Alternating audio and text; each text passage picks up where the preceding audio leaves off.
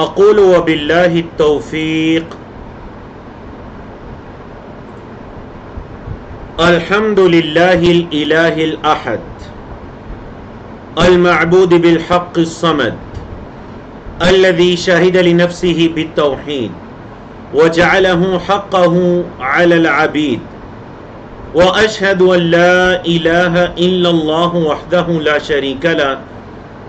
لا شريك له في ملكه وأمره ولا ند له في عبادته وذكره الذي لا سمي له في أسمائه ولا مثل له في صفاته وأشهد أن محمدا عبده ورسوله الذي أرسله الله بالهدى ودين الحق ليظهره على الدين كله. الباب الثامن باب ما جاء في الرقى والتمائم. امام صاحب رحمہ اللہ نے اپنی کتاب التوحید میں 8ویں نمبر پر جو باب قائم کیا وہ ہے باب ما جاء فی الرقى والتمائم. الرقى رقیت کی جمع ہے اور التمائم تمیمت کی جمع ہے. اور اس باب میں مصنف رحمہ اللہ نے 3 احادیث، سلف صالحین کے کچھ اقوال اور بعض تعریفات کو ذکر کیا ہے. اور اس باب میں مصنف رحمہ اللہ نے کل 9 مسائل کو ذکر کیا ہے. اور مصنف کا اس کتاب کے جو رائٹر ہیں ان کا طریقہ کار یہ ہے کہ وہ آیات اور احادیث کا ذکر کرنے کے بعد ایک عنوان لے کر آتے ہیں، ایک ہیڈنگ لے کر آتے ہیں وفیہ مسائل، اور پھر وہ بتاتے ہیں کہ جو بھی آپ نے آیات اور احادیث پڑھی ان میں کون کون سے مسائل ان آیات اور احادیث سے ثابت ہوتے ہیں، پتہ چلتے ہیں. تو بحیثیت طالب علم ہمارا یہ فرض پڑتا ہے کہ ہم دیکھیں علماء کرام کا قرآن و سنت کے دلائل سے مسائل اور فوائد کو اخذ کرنے کا کیا طریقہ کار ہے. جی تو باب ہے باب ما جاء فی الرقى والتمائم. رقیت کی جمع ہے جو کہ دم اور جاڑ پھونک کے معنی میں استعمال ہوتا ہے. التمائم تمیمت کی جمع ہے جو کہ تعویذ کے معنی میں استعمال ہوتا ہے عربی زبان میں. تو اس باب کے ضمن میں جو سب سے پہلی حدیث لے کر آئے ہیں آپ ان حدیث کو اچھی طرح سے سمجھیں تاکہ پھر ان حدیث سے جو 11 مسائل اگلی سلائیڈ میں آ رہے ہیں یا 9 مسائل آ رہے ہیں ان کے سمجھنے میں بھی آپ کو آسانی رہے. کیونکہ جب آپ کو یہ دلائل اچھی طرح سمجھ آئیں گے تو ان دلائل سے جو مسائل ثابت ہو رہے ہیں وہ بھی آپ کو اچھی طرح سے سمجھ آئیں گے. جی وفی صحیح، صحیح سے مراد یہاں آپ کے علم میں ہے، پچھلے لیسن میں بھی بتایا گیا تھا کہ علماء کرام جب یہ کہتے ہیں وفی صحیح تو اس کا مطلب ہوتا ہے صحیح بخاری. لیکن یہ جو حدیث مبارکہ ہے یہ صحیح بخاری اور صحیح مسلم دونوں کتابوں میں ہے. عن ابی بشیر الانصاری، ایک انصاری صحابی ہیں جن کی کنیت ابو بشیر ہے، یہ ان کی روایت ہے انہو کان مع رسول اللہ صلی اللہ علیہ وسلم فی بعض اسفارہ، وہ اپنے بعض سفروں میں نبی کریم صلی اللہ علیہ وسلم کے ساتھ تھے. سفر ان کی جمع اسفار. فارسل رسولا، تو نبی کریم صلی اللہ علیہ وسلم نے ایک پیغام بر کو بھیجا، مطلب کوئی پیغام بندوں تک جو پہنچانے والا ہوتا ہے ایک میسنجر، اس کو بھیجا. اچھا کیا پیغام دے کر بھیجا؟ اللہ یبقین، یہ کہ ہرگز باقی نہ رہے فی رقبت بعیرن، کسی اونٹ کی گردن میں قلادۃ من وترن، کوئی تار وغیرہ کا پٹا، او قلادتن، یا پھر کوئی پٹا وغیرہ کسی اونٹ کی گردن میں باقی نہ رہے، الا مگر قطعت، اس کو کاٹ دیا جائے. مطلب نبی کریم صلی اللہ علیہ وسلم نے انہیں کیا پیغام دے کر بھیجا کہ آپ کسی اونٹ کی گردن میں کوئی تار وغیرہ ڈلی ہوئی دیکھیں اس کو کاٹ ڈالیں. ہوتا اس طرح تھا کہ ایک تار لوہے کی بنی ہوئی جو تیر کو پھینکنے کے لیے کمان میں استعمال ہوتی تھی، آپ نے کبھی تیر کمان دیکھے نا، تو اس کے اندر ایک تار ہوتی ہے جس کو کھینچ کر تیر کو پھینکا جاتا ہے. یہ تار جب پرانی ہو جایا کرتی تھی تو عرب اس تار کو کاٹ کر اپنے جانوروں کے گلے میں اس کو لٹکا لیا کرتے تھے.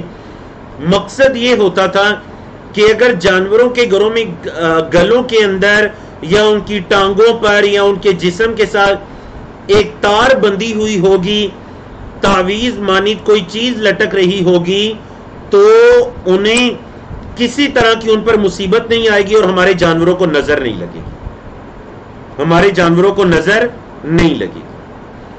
تو نبی کریم صلی اللہ علیہ وسلم نے حضرت ابو بشیر الانصاری کہتے ہیں کہ اپنا ایک پیغام دینے والا پیغام دے کر بھیجا کہ کسی بھی اونٹ کی گردن میں ایسا کوئی پٹا، ایسی کوئی چیز باقی نہ رہے. مطلب ایک تو جانوروں کے گلے میں کوئی چیز لٹکائی جاتی ہے، رسی وغیرہ انہیں پکڑنے کے لیے، اس میں کوئی حرج نہیں ہے، لیکن اس نیت سے لٹکانا کہ یہ رسی یا یہ تار انہیں کچھ فائدہ دے گی یا ان سے کسی مصیبت کو دور کرے گی، یہ قطعاً جائز نہیں ہے، کیونکہ یہ تار آپ کی مصیبت دور نہیں کر سکتی. مصیبت دور کرنے والی ذات وہ رب کی ذات ہے. اور چلیں ذرا چیٹ میں بتائیے جدید زمانہ میں اس مسئلے کی کون سی صورت ہوتی ہے؟ یعنی ہمارے زمانے میں بھی کیا کوئی ایسی چیز ہوتی ہے کہ جسے نظر نہ لگنے کے ڈر سے کوئی ہمارے معاشرے میں کوئی عمل پایا جاتا ہو؟ تو ذرا بتائیے اس پہلی حدیث کی روشنی میں ہمارے معاشرے میں کیا عمل ہوتا ہے. دوسری حدیث پڑھتے ہیں. حضرت عبداللہ بن مسعود رضی اللہ تعالیٰ عنہ کی روایت ہے، مسند احمد اور ابو داؤد کے اندر. قال کہتے ہیں سمعت رسول اللہ صلی اللہ علیہ وسلم، میں نے اللہ کے رسول صلی اللہ علیہ وسلم کو سنا، یقول، آپ فرما رہے تھے، ان الرقا، بے شک یہ جو دم وغیرہ ہے، جاڑ پھونک ہے، والتمائم، اور تعویذات وغیرہ، والتوالتا، اور میاں کو بیوی کے قریب لانے یا میاں کے دل میں بیوی کی محبت پیدا کرنے یا بیوی کے دل میں میاں کی محبت پیدا کرنے کے لیے جو عملیات وغیرہ کیے جاتے ہیں انہیں تیوالا کہتے ہیں. تو آپ صلی اللہ علیہ وسلم نے فرمایا یہ تیوالا، یہ تمائم اور یہ شرکیہ دم وغیرہ، یہ ساری کی ساری چیزیں شرکن، یہ شرک کے زمرے میں آئے. ہاں ایک تو وہ دم ہے جس کی شریعت نے اجازت دی ہے، جیسے سورۃ الفاتحہ کے ذریعے دم ہے، صحیح ذکر و اذکار پر مبنی جو نصوص ہیں، ذکر و اذکار ہیں قرآن مجید کے، نبی کریم صلی اللہ علیہ وسلم کی احادیث کے، ان کے ذریعے دم کرنا ہے، اس میں کوئی حرج نہیں ہے. لیکن ایسے دم جو شرکیاں ہیں، تو نبی کریم صلی اللہ علیہ وسلم نے فرمایا یہ شرکیہ دم وغیرہ اور یہ تعویذات وغیرہ اور میاں بیوی کو قریب لانے کے لیے یا ان کے دل میں محبت پیدا کرنے کے لیے جو عمل کیے جاتے ہیں، یہ سب کے سب کیا کہلاتے ہیں؟ شرک کہلاتے ہیں. تو ماشاءاللہ چیٹ میں 26 لوگوں کی طرف سے جواب آیا، جو اب آپ دیکھتے ہیں. فہیم الدین گوری بھائی ہیں، جواب درست ہے ماشاءاللہ. سسٹر فائزہ یوسف ہیں، جواب بہت اچھا ہے، جواب درست ہے.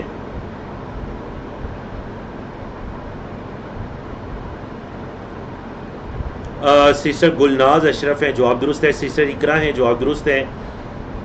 بارک اللہ فیکم. ہمارے معاشرے کے اندر ایک عمل تو یہ ہوتا ہے کہ چمڑے کے بنے ہوئے تعویذ گلوں کے اندر یا بازوؤں پر لٹکا دیے جاتے ہیں اور یہ سمجھا جاتا ہے کہ یہ تعویذ ہم سے مصیبت کو دور کر دیں گے. یقین جانیے ہم نے شارٹ کٹ طریقوں کو اختیار کر لیا. پوری زندگی قرآن مجید کھول کر نہیں دیکھنا اور یہ سوچنا کہ ہمارے مرنے کے بعد ہمارے ورثاء اتنے قرآن مجید پڑھا دیں گے بچوں کو بلا کر یا کسی مدرسے کے ذریعے.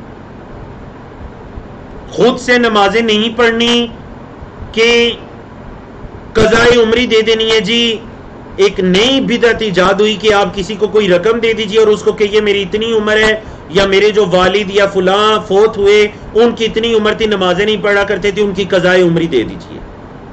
نعوذ باللہ من ذالک. تعویذ بھی اسی طرح ہے، ہمیں خود نمازیں نہ پڑھنی پڑیں، صبح شام کے ذکر و اذکار نہ کرنے پڑیں، اپنے جسم کو، رہن سہن کو پاک صاف نہ کرنا پڑے، گناہوں سے اپنے آپ کو نہ بچانا پڑے. ہاں ایک گلے کے اندر چمڑے کا ٹکڑا لٹکا لیجئے، بازو پر باندھ لیجئے، اور یہ آ کر ہمیں ہر طرح کی مصیبت سے بچا لے گا۔ یا پھر جو جانوروں کے بارے میں نے کہا، ہمارے معاشرے کے اندر ہاتھ پر، بازو پر، پاؤں میں یا گلے میں ایک کالا دھاگا باندھ لیا جاتا ہے کہ یہ دھاگا ہمیں مصیبت سے بچائے گا، نعوذ باللہ۔ کوئی گاڑی خریدتے ہیں، اس گاڑی کے آگے پیچھے کوئی چھوٹا سا چپل باندھ لیتے ہیں کہ جی یہ چپل، یہ جوتا نعوذ باللہ اس گاڑی کو مصیبت سے بچائے گا، نعوذ باللہ من ذالک۔ یعنی یہ جوتا آپ کی تقدیر کو بدلے گا، یہ جوتا کیا آپ کے کچھ کام آئے گا، یہ جوتا کیا آپ کو کسی مصیبت سے محفوظ رکھے گا۔ نیا گھر بناتے ہیں، گھر کے اوپر الٹی کر کے کالے کلر کی ہنڈیاں رکھ دیتے ہیں اور کہتے ہیں جی کہ یہ ہنڈیاں ہمیں مصیبت سے بچائے گی۔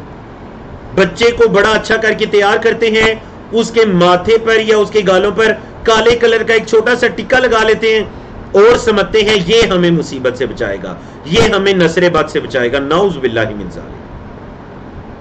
یاد رکھیے گا یہ سارے کے سارے اعمال اسلامی اعمال نہیں ہیں، یہ بیسیکلی زمانہ جاہلیت کے اعمال ہیں جنہیں ہم لوگوں نے اڈاپٹ کر لیا ہے۔ تو نبی کریم صلی اللہ علیہ وسلم نے فرمایا، دیکھیں تعویذ کے لٹکانے میں کیا شرک ہو سکتا ہے؟ شرک کا مطلب ہوتا ہے اللہ رب العزت کے ساتھ کسی کو شریک ٹھہرانا۔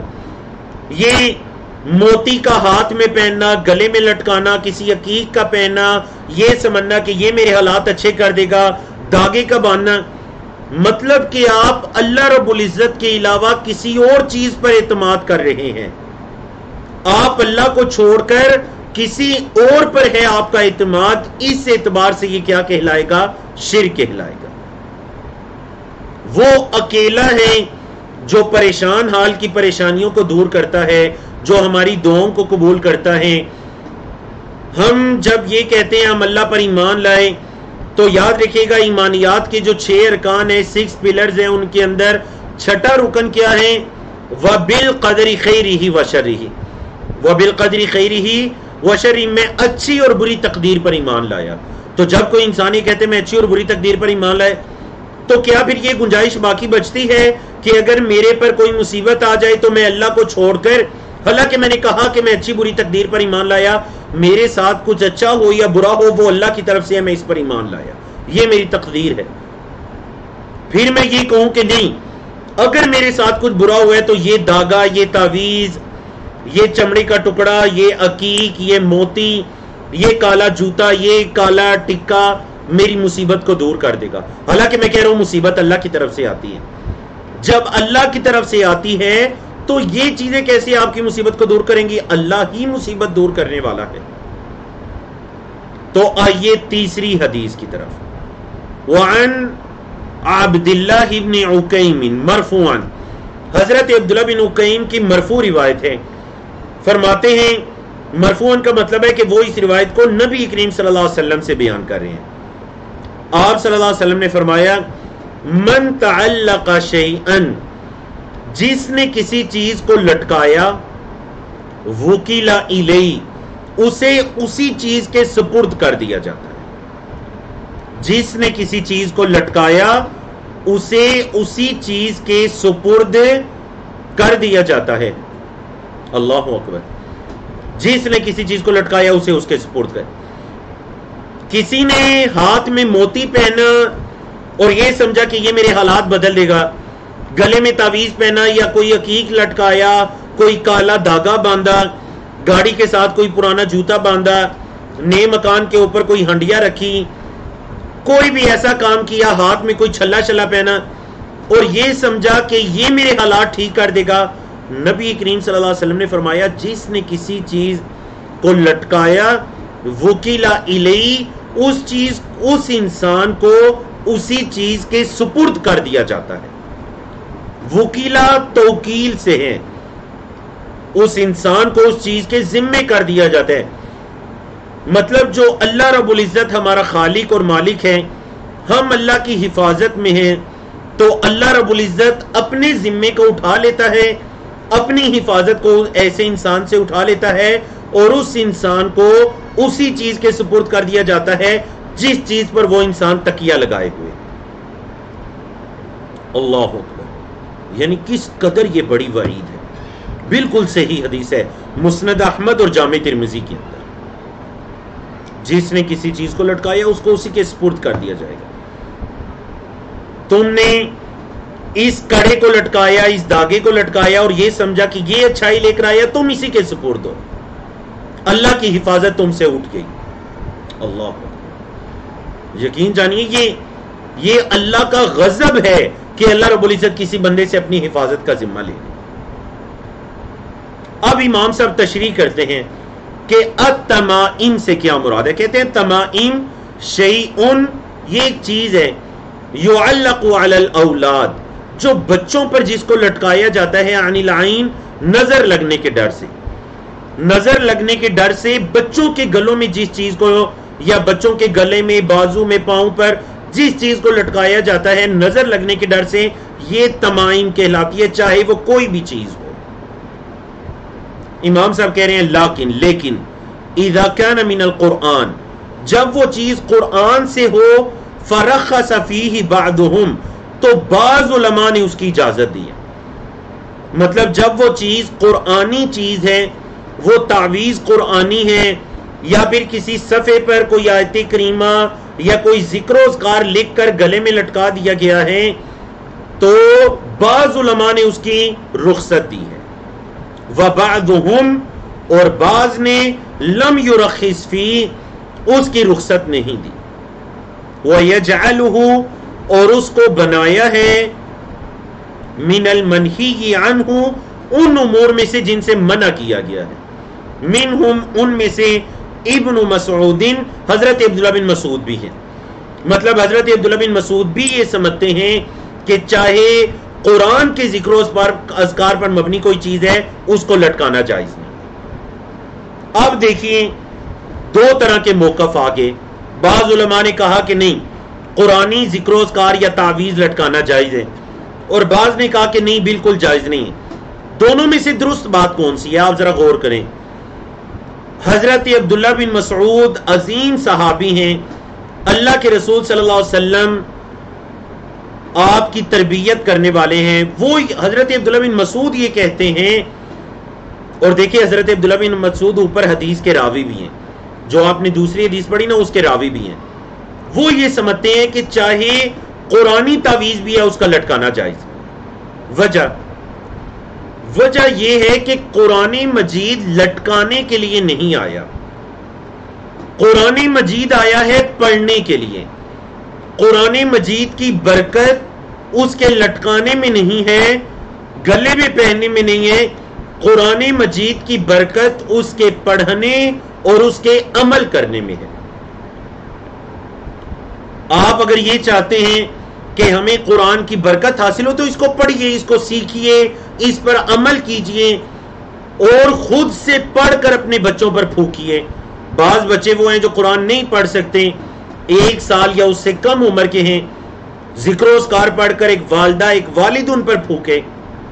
اور صحابہ کرام سے یہ ثابت ہے کہ وہ اپنے جو ان کے چھوٹی عمر کے بچے ہوا کرتے تھے، ان پر ذکر و اذکار پڑھ کر پھونک کر اپنے ہاتھوں کو پھیرا کرتے تھے. اس میں کیا حرج والی بات ہے؟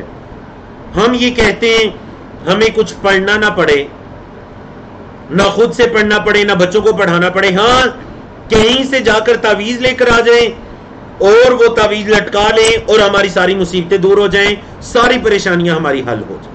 ہم اصل میں شارٹ کٹ طریقے ڈھونڈتے ہیں. اور دیکھیے جب ہم یہ کہیں گے کہ ٹھیک ہے قرآنی تعویذ جائز ہے، تو پھر آپ کسی کو کیسے روکیں گے کہ وہ شرکیہ یا غیر قرآنی تعویذ کو آپ اس کو کیسے منع کریں گے؟ کیونکہ وہ تو ہمارے معاشرے میں برے صغیر پاک و ہند میں جو تعویذ بنانے والے ہیں اس کو اچھی طرح چمڑے کے اندر لپیٹ کر دیتے ہیں. میں نے ایک شخص ذاتی طور پر، اور آپ کی بھی کبھی اس چیز کا تجربہ کیجئے گا، آگے اس کی حدیث آ بھی رہی ہے، ایک مرتبہ ایک وہ چمڑے کا تعویذ اس کو کاٹ کر دیکھا. پہلے میں نے ان کو منع کیا کہ اللہ کے بندے آپ پر اللہ پر توکل کیجئے، آپ کیا اس ٹکڑے پر توکل کرتے ہیں؟ انہوں نے بتایا کہ نہیں، یہ بہت بابرکت ہے، اس میں اللہ کا کلام لکھا ہوا ہے. ان سے کہا چلیں ایک مرتبہ کھول کر ذرا پڑھیں اس میں کون سا اللہ کا کلام لکھا ہوا ہے. یقین جانے جب اس چمڑے کو کینچی کے ساتھ کاٹا گیا اس کے اندر سے جو الفاظ نکلے یا جبریلو یا جبریلو یا جبریلو یا میکائیلو یا میکائیلو یا میکائیلو یا اسرائیلو یا اسرائیلو، 9-10 ڈبے بنے ہوئے تھے، ہر ڈبے کے اندر فرشتوں کے نام لکھے ہوئے تھے. اب وہ انسان، وہ بندہ خود سے شرمندہ ہو گیا میرے سامنے کہ یہ تو فرشتوں سے مدد طلب کی جا رہی ہے، ان کو پکارا جا رہا ہے، تو کیا یہ شرک نہیں ہے؟ یعنی یہ جو شرکیہ تعویذ ہیں یہ تو تمام علماء کا اتفاق ہے کہ ان کا پہننا حرام ہے، کبیرہ گناہ ہے. اختلاف اس میں ہے کہ قرآنی تعویذ یا قرآنی ذکر و اذکار کو لٹکا سکتے ہیں انہی برکت کے لیے. اس میں بھی درست کیا ہے کہ قرآن بھی لٹکانے کے لیے نہیں آیا تعویذوں کے اندر، بلکہ قرآن پڑھنے اور عمل کرنے کے لیے آیا ہے. یہ تو ہمارے معاشرے کے اندر ہم نے بڑا اچھا ڈیکوریشن کر کے سورۃ الفاتحہ کو، آیت الکرسی کو اپنے کمروں میں لٹکا لیا، اپنے گھروں کی زینت میں، اور ہم پڑھنا بھول گئے، ہمارے بچے پڑھنا بھول گئے. نہ بچوں کو یاد رات سوتے ہوئے کیا پڑھنا ہے، صبح اٹھ کر کیا پڑھنا ہے، فجر کی نماز پڑھنی ہے، فجر کے بعد ذکر و اذکار کرنے ہیں. جب آپ ایسے ذکر و اذکار کریں گے آپ اللہ کی حفاظت میں آ جائیں گے، اللہ پر ایمان مضبوط ہوگا، توکل مضبوط ہوگا کہ میں نے صبح ذکر و اذکار کیے ہیں. ہم چاہتے ہیں ہمیں کچھ بھی نہ کرنا پڑے، بس کوئی انسان یا آ کر ہم پر پھونک مار دے یا پھر ہمیں کوئی تعویذ دے دے اور ہمیں اس سے ہر طرح کی شفا مل جائے. یہ طریقہ کار درست نہیں. اللہ کے رسول صلی اللہ علیہ وسلم کی یہ تعلیمات نہیں ہے. اب آتے ہیں جی اگلی چیز کی طرف، اور وہ ہے والرقا. رقا کس کو کہتے ہیں؟ رقیتن کی جمع وہی التی تسمى العزائم. رقا کا دوسرا نام ہے عزائم، مطلب دم وغیرہ. وخص منہ الدلیل. اب اس بارے میں دلیل موجود ہے، ما خلا من الشرک، جو شرک کے علاوہ ہے، مطلب ایسا دم جس میں شرکیہ الفاظ نہ استعمال کیے جائیں ویسا دم بالکل جائز ہے. کیوں دم کا کرنا جائز ہے؟ کیا میں یہ بات یا آپ یہ بات اپنی طرف سے کریں یا مصنف نے اپنی طرف سے؟ لیکن نہیں. فقد رخص فیہ رسول اللہ صلی اللہ علیہ وسلم، اللہ کے رسول صلی اللہ علیہ وسلم نے اس میں رخصت دی ہے. من العینی، نظر وغیرہ کے لگ جانے سے، والحمتی، یا پھر کسی موذی جانور کے کاٹ جانے سے اس کے زہر کو دور کرنے کے لیے دم وغیرہ کا کرنا بالکل جائز ہے. اور علماء کرام نے اس کے علاوہ عمومی طور پر بھی دم کا کرنا جائز قرار دیا ہے، کیونکہ اللہ کے رسول صلی اللہ علیہ وسلم، حضرت عائشہ فرماتی ہیں جب آپ صلی اللہ علیہ وسلم اپنے بستر پر آتے دونوں ہاتھوں کو اپنے چہرہ مبارک کے قریب جمع کرتے، ہاتھوں پہ پہلے پھونک مارتے. حدیث کے اندر پہلے پھونک مارنے کا تذکرہ ہے، پھر ہاتھوں کو یہی چہرے کے قریب رکھ کر تینوں صورتوں کو پڑھا کرتے، سورۃ الاخلاص، سورۃ الفلق اور سورۃ الناس، اور پڑھنے کے بعد اپنے جسم پر جہاں تک ممکن ہوتا اپنے ہاتھوں کو پھیر لیا کرتے تھے. یہ ہے سنت طریقہ. خود اپنے جسموں کو، اپنے بچوں کے جسموں کو دم کر کے سوئیں. اللہ سے یہ دعا کیا کریں، اللہم انا نسألک العافیت، یا اللہم انی اسألک العافیت فی بدنی، اے اللہ میں اپنے بدن میں تجھ سے عافیت کا سوال کرتا ہوں. وسمعی، اپنی سماعت میں عافیت کا سوال کرتا ہوں. وبصری، اپنی بصارت میں عافیت کا سوال کرتا ہوں. اے اللہ ان تمام چیزوں میں مجھے تو اپنی عافیت، اپنی حفاظت عطا کر دے. تو یہ ہے جی الرقا کی تعریف. تیسری چیز ہے والتیولا. تیولا عربی میں کس کو کہتے ہیں؟ شیئن، وہ چیز یصنعونہ، جس کو وہ کیا کرتے تھے. کیوں کیا کرتے تھے؟ یزعمون، وہ یہ سمجھتے تھے، گمان یہ کرتے تھے، انہ یحبب المرأۃ الی زوجہا، یہ کام عورت کو اس کے خاوند کے دل، یعنی عورت کے دل میں اس کے خاوند کے لیے محبت ڈال جائے گی. والرجل الی امرأتہ، اور آدمی کے دل میں اس کی بیوی کے لیے محبت ڈال جائے گی. تو وہ کچھ عملیات وغیرہ کیا کرتے تھے زمانے جاہلیت میں، اور ہمارے جدید زمانوں کے اندر یہ جو جادو ٹونے ہوتے ہیں، مختلف طرح کے جادو ٹونے ہوتے ہیں، ان کے کرنے سے وہ یہ سمجھتے ہیں کہ یہ جادو ٹونا کے کرنے سے میاں بیوی کے دل میں ایک دوسرے کی محبت آ جائے گی. بیوی یہ چاہتی ہے کہ میری جو عادات ہیں میں ان کو بالکل نہ بدلوں، ہاں کوئی تعویذ یا جادو ٹونا کوئی ایسا کام کرے کہ میرے خامند کے دل میں میری محبت آ جائے۔ خامند یہ چاہتا ہے کہ میں اپنی عادات برے اخلاق کو بالکل نہ بدلوں، ہاں کوئی ایسا عمل وغیرہ ہو کہ میری بیوی کے دل میں میری محبت پیدا ہو جائے۔ اور اکثر ان کاموں کے اندر عورتیں مبتلا ہوتی ہیں، اور گمراہ قسم کے لوگ عورتوں کو اپنے جال میں پھنسا لیتے ہیں کہ ہم آپ کے خاوند کے دل میں آپ کی محبت کو پیدا کر دیں گے، آپ بس ہماری اس فیس کو ادا کیجئے، ہم آپ کے لیے عمل کریں گے۔ یہ بالکل بھی جائز، نبی کریم صلی اللہ علیہ وسلم نے اس کو شرک کہا ہے، نبی کریم صلی اللہ علیہ وسلم نے اس کو شرک کہا ہے۔ اگلی حدیث ہے امام احمد رحمہ اللہ کی، حضرت رفیع کی روایت ہے، قال کہتے ہیں قال علی رسول اللہ صلی اللہ علیہ وسلم، اللہ کے رسول صلی اللہ علیہ وسلم نے مجھ سے فرمایا، یا رفیع، اے رفیع، لعل الحیات ستطول بک، شاید کہ آپ کی عمر بڑی طویل ہو جائے، میرے بعد آپ زندہ رہیں، آپ کی عمر بڑی لمبی ہو جائے، فاخبر الناس، تو آپ لوگوں کو بتائیے گا، کیا بتائیے گا؟ 3 چیزیں، ان من عقد لحیتہ، جس نے اپنی داڑھی کو گرے لگائیں۔ زمانہ جاہلیت کے اندر تکبر کی وجہ سے جو قوموں کے قبائل کے سردار ہوتے تھے وہ اپنی داڑھی کے مختلف ڈیزائن بنایا کرتے تھے، گرے لگایا کرتے تھے، اور نعوذ باللہ داڑھی کی مختلف طرح کے اس میں ڈیزائن بنایا کرتے تھے۔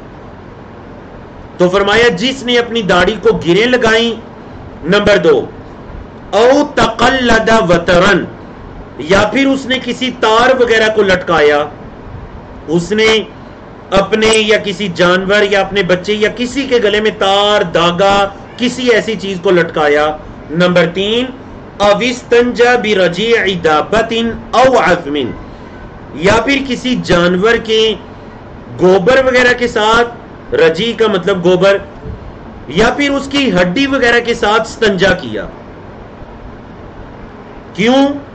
کیونکہ یہ جو جانوروں کا گوبر ہے، یہ جو جنات کے جانور ہیں یہ ان کی خوراک ہے، اور ہماری بچی کچی ہڈیاں یہ جو جن ہیں ان کی خوراک ہے۔ تو فرمایا جس نے کسی گوبر وغیرہ کے ساتھ یا ہڈی وغیرہ کے ساتھ استنجا کیا، فَإِنَّ مُحَمَّدًا بَرِيءٌ مِّن، تو محمد صلی اللہ علیہ وسلم اس سے بری ہیں، محمد صلی اللہ علیہ وسلم اس سے بری ہیں، مطلب مجھ محمد صلی اللہ علیہ وسلم کا اس سے کوئی تعلق نہیں، میں اس سے بری ہوں جس کسی نے یہ عمل کیا۔ اگلی دلیل ہے جی حضرت سعید بن جبیر کی، حضرت سعید بن جبیر جو کہ ایک بڑے عظیم تابعی ہیں، تابعین میں سے کبار تابعین ہیں، اور اللہ رب العزت نے ان کو اتنا دین کا علم عطا کیا تھا، بیت اللہ کے اندر یہ بیٹھا کرتے تھے، مکہ مکرمہ کے فقہاء میں سے ہیں کہ بعض اوقات صحابہ کرام بھی کسی مسئلے کا حل پوچھنے کے لیے حضرت سعید بن جبیر کے پاس آیا کرتے تھے، اس قدر عظیم الشان یہ انسان ہے حضرت سعید بن جبیر۔ یہ کہتے ہیں من قطع تمیمتن من انسان، جس نے کسی انسان کے کوئی ایسے تعویذ وغیرہ جو چیز اس نے لٹکائی ہوگی اس کو کاٹا، دھاگا وغیرہ، تعویذ، کوئی موتی، کوئی عقیق جس کو اس نے اپنے حالات کو اچھا کرنے کے لیے یا عافیت کے لیے پہنا ہوگا، جس نے کسی ایسی چیز کو کاٹا، من قطع، تو اس کو کتنا ثواب ہے؟ کان کعدل رقبۃ، ایک غلام کے آزاد کرنے جتنا اس کو ثواب ملے، ایک غلام کے آزاد کرنے جتنا اس کو ثواب ملے۔ رواہ وکیع، امام وکیع اس کو روایت کرتے ہیں۔ وَلَهُ عن ابراہیم، اور امام وکیع کی ہی روایت ہے ابراہیم سے، ابراہیم النخعی مراد ہے، بہت عظیم محدث اور فقیہ گزرے ہیں حضرت ابراہیم نخعی، حضرت عبداللہ بن مسعود کے خاص الخاص شاگردوں میں سے یہ تھے، یہ بھی تابعین میں سے تھے۔ حضرت ابراہیم نخعی کہتے ہیں کانوا یکرہون التمائم کلھا، کہ حضرت عبداللہ بن مسعود کے جو ساتھی تھے ہر طرح کے تعویذ کو وہ ناپسند کیا کرتے تھے، من القرآنی، چاہے وہ قرآن سے ہو، وغیر القرآن، یا قرآن کے علاوہ دیگر چیزوں سے۔ تو حضرت عبداللہ بن مسعود کے ساتھی ہر طرح کے تعویذ کو ناپسند کیا کرتے تھے، بولے اس کو وہ پسند نہیں کرتے تھے.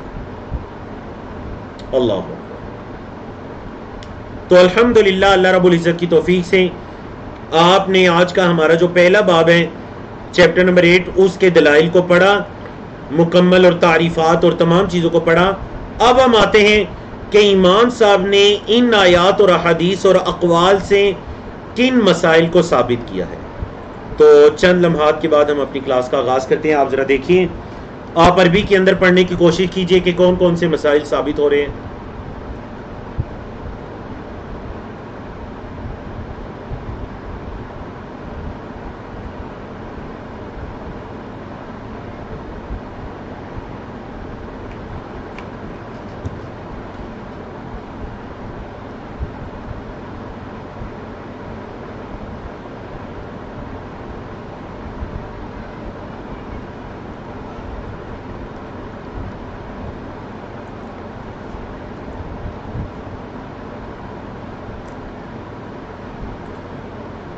جی بارک اللہ فیکم.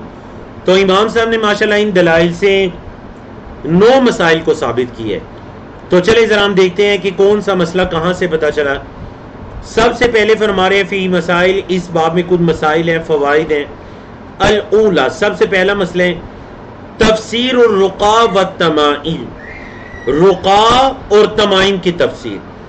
تو جیسا کہ ہم نے فرمایا رقا رقیت ان کی جمع ہے دم وغیرہ جھاڑ پھونک کے معنی میں، اور التمائم تمیمت ان کی جمع ہے ایسی چیزیں جن کو لٹکایا جاتا ہے. تو اس کی وضاحت گزر چکی. الثانیہ، دوسرا مسئلہ ہے تفسیر الطیولہ، طیولہ کی تفسیر، وہ جو میاں بیوی کو ایک دوسرے کے قریب کرنے کے لیے ان کے دل میں ایک دوسرے کی محبت ڈالنے کے لیے عملیات وغیرہ کی جاتی تھی. نمبر 3، ان هذه الثلاثہ، یہ جو چیزیں ہیں یہ ساری کی ساری شرک کہلاتی من غیر استثناء، بغیر استثناء کی. مطلب یہاں پر رقیہ سے مراد شرکیہ دم ہے، وہ دم جو شرکیہ ہے. اور آپ کو پتہ ہے کہ دین اسلام کے آنے سے پہلے بھی دم وغیرہ ہوا کرتے تھے، لیکن ان دم کے اندر شرکیہ الفاظ استعمال ہوتے تھے. وہ اپنے بتوں کا نام لات، منات، عزا، ود، سعا، یغوث، یعوق، نصر، اپنے بتوں کا نام استعمال کر ان سے مدد مانگا کرتے تھے اور پھر دم کیا کرتے تھے مریض کے جسم پر. اور اس کی تفصیل مزید آگے آ رہی ہے. تو یہ سارا کا سارا شرک ہے. تعویذ وغیرہ لٹکا کر اس پر اعتماد کر لینا، یا شرکیہ دم وغیرہ، یا میاں بیوی کو قریب کرنے کے لیے کوئی ایسا عمل کرنا، اپنے اخلاق کے اندر بہتری نہ لانا بلکہ عملیات کے سہارے میاں بیوی ایک دوسرے کو قریب کرنے کی کوشش کریں، یہ سارا کا سارا شرک کہلائے گا. کیوں؟ کیونکہ اصل میں یہ چیزیں اللہ کے بندوں کے تعلق کو اللہ سے کاٹ کر ان کمزور طرح کی چیزوں پر ان کے اعتماد اور بھروسے کو مضبوط کرنا چاہتی ہیں، اس وجہ سے یہ شرک کے زمرے میں. حالانکہ رب تعالیٰ تو یہ چاہتا ہے کہ اللہ کے بندوں کا تعلق اللہ کے ساتھ مضبوط ہے، وہ ایک اللہ پر توکل کرنے والے ہو جائیں. وَمَن يَتَوَكَّلْ عَلَى اللَّهِ فَهُوَ حَسْبُهُ، جس نے اللہ پر توکل کیا وہ اللہ اسے کافی ہے. فَهُوَ حَسْبُهُ، وہ اللہ کافی ہے. قُلْ حَسْبِيَ اللَّهُ، کہہ دیجئے کہ مجھے اللہ کافی ہے. حَسْبُنَا اللَّهُ وَنِعْمَ الْوَكِيلُ، ہمیں اللہ کافی ہے اور وہ بہترین کارساز ہے. اس سے بڑھ کر کوئی کارساز نہیں، اس سے بڑھ کر کوئی معاملات کی امور کی تدبیر کرنے والا نہیں ہے. اللہ اکبر. الرابعہ، چوتھا مسئلہ کہ ان الرقیۃ بالکلام الحق، صحیح کلام کے ساتھ جو رقیہ ہے، دم وغیرہ ہے، من العین، نظر وغیرہ لگنے سے، والحمتی، اور زہریلی چیز کے کاٹنے سے، لیس من ذالک، وہ شرک نہیں کہلائے گا. لیس من ذالک، وہ اس میں سے نہیں ہے، یعنی کہ وہ شرک وغیرہ میں سے نہیں ہے. الخامسہ، پانچواں مسئلہ، ان التمیمۃ، یہ کہ جو تعویذ وغیرہ ہے، اذا کانت من القرآن، جب وہ تعویذ قرآنی تعویذ ہوگا فقد اختلف العلماء، تو پھر علماء نے اختلاف کیا ہے کہ حل ہی من ذالک اولا، کہ کیا وہ شرک کہلائے گا یا شرک نہیں کہلائے گا. تو یاد رکھیے اگر ہم اس قرآنی تعویذ کو شرک نہ بھی کہیں تو پھر بھی وہ مکروہ ہے، ناپسندیدہ ہے. کیوں؟ کیونکہ جب ہم یہ دروازہ کھولیں گے تو پھر وہ حال ہوگا جو آج ہمارے معاشرے میں ہو رہا ہے. السادسہ، چھٹا مسئلہ، ان تعلیق الاوتار، اس طرح کی تاریں وغیرہ لٹکانا، علی الدوابی، جانوروں پر، عن العین، نظر وغیرہ کے لگنے سے، من ذالک، وہ بھی اسی قبیل سے شرک کہلائے گا. اور جدید دور کے اندر ظاہر بات ہے جانوروں کی جگہ پر ہماری گاڑیاں آ چکی ہیں، اور ان پر جو تاریں وغیرہ لٹکائی جاتی تھی نظر بد سے بچانے کے لیے، ان کی جگہ آج کل جوتے وغیرہ یا داغے وغیرہ آ چکے ہیں. گاڑی لے کر اس پر کوئی داغا باندھ دیتے ہیں، جوتا لٹکا لیتے ہیں، تعویذ، کوئی نیا گھر بنایا، گھر کے اندر تعویذ لٹکا لیتے ہیں جی اس سے خیر و برکت ہوگی. نبی کریم صلی اللہ علیہ وسلم نے فرمایا گھروں کے اندر سورۃ البقرہ کی تلاوت کرو، جس گھر میں سورۃ البقرہ پڑھی جاتی ہے شیطان اس سے دور بھاگتا ہے. بتائیے کتنے ہمارے گھر ہیں جن میں اونچی آواز سے سورۃ البقرہ پڑھی جاتی ہے. ہم یہ کہتے ہیں کہ ہمیں کچھ نہ کرنا پڑے، نہ کچھ پڑھنا پڑے، نہ قرآن مجید پر عمل کرنا کرے، ہاں کچھ لٹکا لیں اور بس سارا کام ہمارا آسان ہو جائے. نعوذ باللہ من ذالک. السابعہ، ساتواں مسئلہ، الوعید الشدید، شدید قسم کی وعید ہے، علی من تعلق وترن، جس نے ایسی کسی چیز کو تار وغیرہ کو لٹکایا. کیا وعید ہے جی؟ جس نے لٹکایا اس کو اسی چیز کے سپرد کر دیا جائے گا. ٹھیک ہے، تم نے تار کو لٹکایا تم اسی کے سپرد دو، تم نے دھاگا لٹکایا تم اسی کے سپرد دو، تم نے یہ موتی یا عقیق وغیرہ پہنا اور سمجھا کہ یہ مجھے شفا دے گا تم اسی کے سپرد دو. الثامنہ، آٹھواں مسئلہ، فضل ثوابی، اس بندے کی ثواب کی فضیلت، من قطع تمیمۃ من انسان، جس نے کسی انسان کے تعویذ کو کاٹا، جیسا کہ حضرت سعید بن جبیر مرفوع روایت کر رہے ہیں کہ جس نے کسی انسان کے تعویذ کو کاٹا ایک غلام کی آزاد کرنے جتنا اس کے لیے ثواب ہے. التاسعہ، نواں مسئلہ، ان کلام ابراہیم، کہ ابراہیم نخعی کا یہ جو کلام ہے، دیکھیں سب سے آخر میں جو انہوں نے کہا تھا کہ سلف صالحین قرآن یا غیر قرآنی تعویذ کو ناپسند کیا کرتے تھے، کہہ رہے ہیں کہ یہ جو ابراہیم نخعی کا کلام ہے، یہ جو پیچھے گزرا ہے، جتنے دلائل گزرے ہیں، یہ اس کے مخالف نہیں ہے. مطلب بعض علماء کا یہ موقف ہے کہ قرآنی تعویذ جائز ہے، تو ابراہیم نخعی کہہ رہے ہیں چاہے قرآنی ہے یا غیر قرآنی ہے جائز نہیں ہے. تو کہہ رہے ہیں آپس میں اس کا کوئی تعارض نہیں ہے، ٹکراؤ نہیں ہے. کیوں کہ لئے مراد ہوئی ابراہیم نخعی کی مراد یہ ہے کہ اصحاب عبداللہ ابن مسعود، حضرت عبداللہ بن مسعود کے جو ساتھی تھے وہ ناپسند کیا کرتے تھے ایسے چیزوں کے لٹکانے. چلیے جی، الحمدللہ اللہ رب العزت کی توفیق سے ہم نے تقریباً اپنے نصف وقت میں ایک باب کو مکمل کیا. تو چلیں آپ دوسرے باب کی طرف جاتے ہیں، اور اس سے پہلے چیٹ کے اندر بتا دیجئے کہ کیا آپ کا یہ باب کلیئر ہے، اور سوالات جوابات کو کویسچن اینڈ آنسر کے اندر چھوڑ دیجئے. میری ٹیم کے لوگ یا تو ساتھ ساتھ آپ کو جواب دیں گے یا پھر سیشن کے آخر میں انشاءاللہ میں خود آپ کو جواب دوں گا. ہاں جی، سب بتائیے آپ کا یہ باب کلیئر ہے. ہم اگلے باب کی طرف چلیں.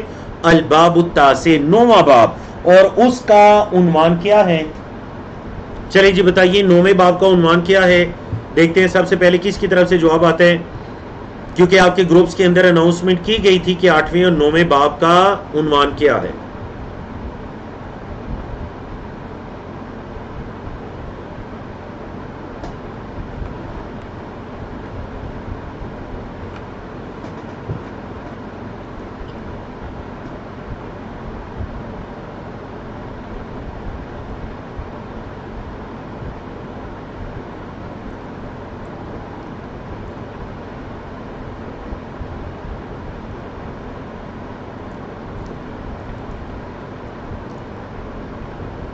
ماشاءاللہ درست جوابات آ رہے ہیں. الحمدللہ سسٹر حفصہ اشرف ہیں، جواب درست ہے. سسٹر اقرا ہیں، جواب درست ہے.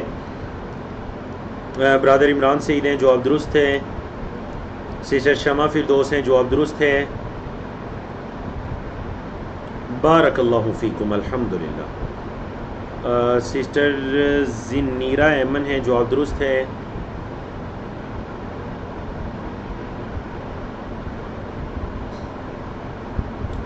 سسٹر تنزیلہ ہیں. سسٹر بنت اسلام ہیں. ماشاءاللہ سب کے جوابات درست ہیں. سسٹر نیہا احمد ہے. بارک اللہ فیکم، الحمدللہ. سسٹر ریحانہ ہے، جواب درست ہے. سسٹر ارجمن بانو ہیں. ابراہیم ہے. سب کے جوابات درست ہیں، الحمدللہ. بڑی خوشی کی بات ہے میرے لیے، میری ٹیم کے لیے کہ الحمدللہ آپ لوگوں کو یہ پتہ ہے کہ ہمارا اگلا چیپٹر کا کون سے ہیں. ہمارے اساتذہ یہ کہتے تھے کہ کامیاب طالب علم وہ ہے کہ جب استاد کوئی کتاب پڑھا رہا ہو تو طالب علم کو پتہ ہو کہ اس کے بعد کیا آنا ہے. مطلب آپ کے پاس ہم نے ورک شیٹس آپ کو سینڈ کر دی تھی، تو ورک شیٹ کے ذریعے بھی ابھی آپ نے 8واں 9واں باب آج پڑھا، 9واں باب پڑھنے جا رہی ہیں، 8واں پڑھ لیں. تو آپ کو یہ اتنا شوق ہونا چاہیے کہ آپ اگلے لیسن سے پہلے 10واں اور 11ویں چیپٹر کو پڑھ کر آئیں کہ یہ کیا چیپٹر ہے، ان کا ٹاپک کیا ہے، تاکہ مزید شوق ہو جائے کہ اس ٹاپک کے بارے میں نے اپنے پاس قرآن و سنت کی روشنی میں معلومات کو جمع کرنا ہے.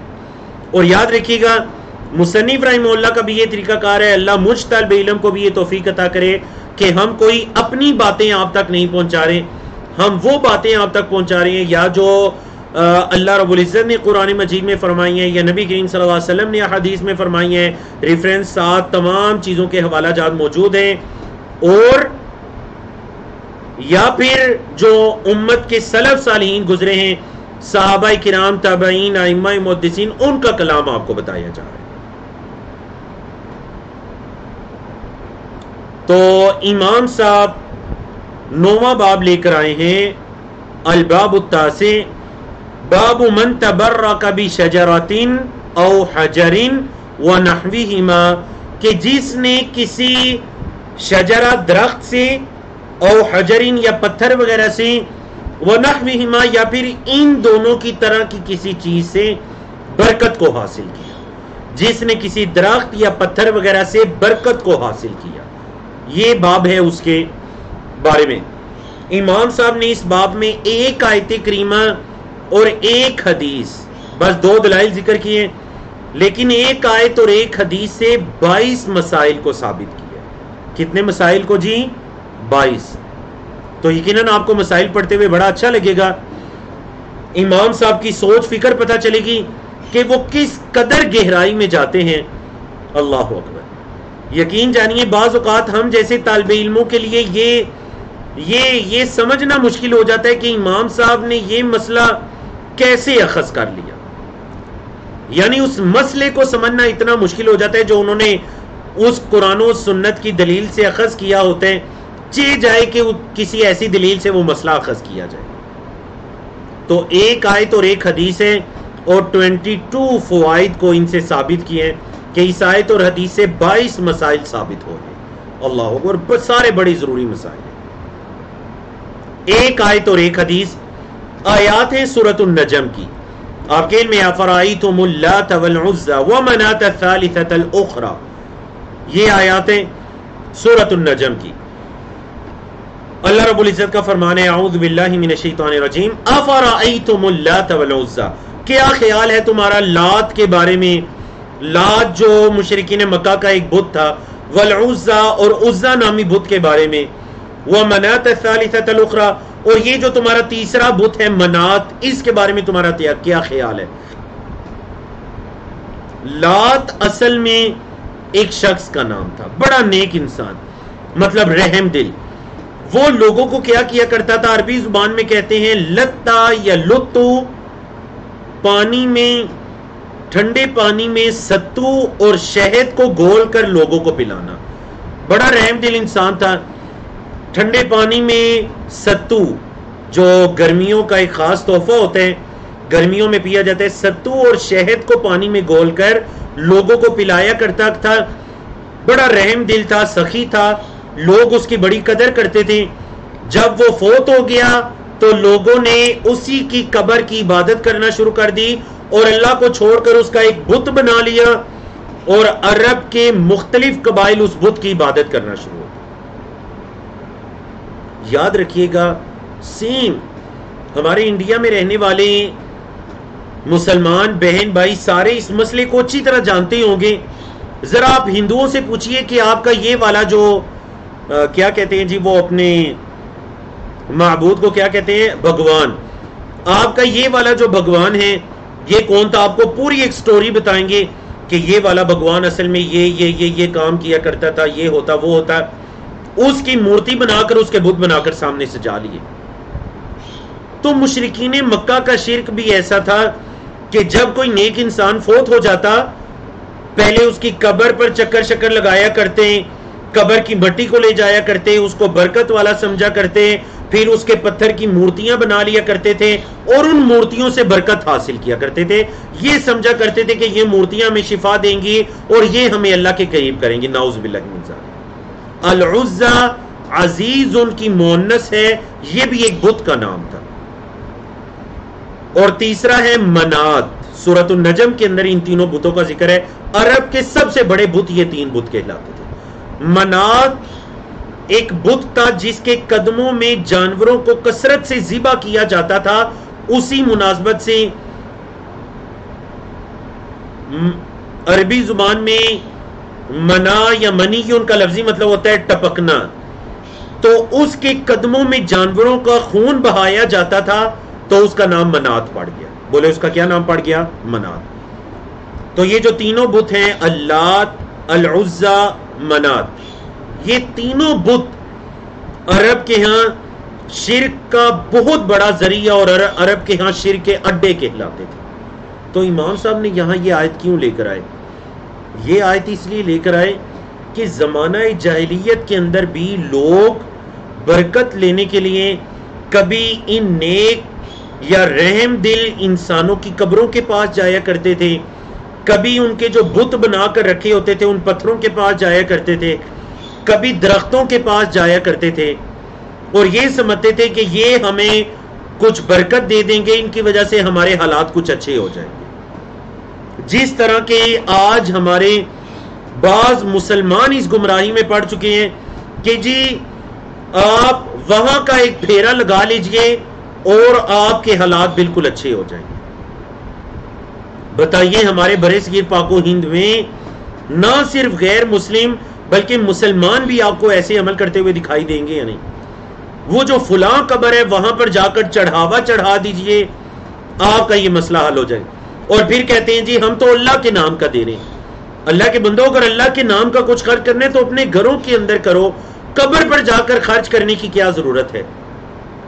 ایک شخص آیا اور اس نے آ کر, صحیح حدیث ہے, نبی کریم صلی اللہ علیہ وسلم سے پوچھا ہے اللہ کے رسول بوانا نامی جگہ پر میں نے اونٹ کو ذبح کرنے کی نظر مانی تھی, اس نظر کو پورا کروں یا نہیں؟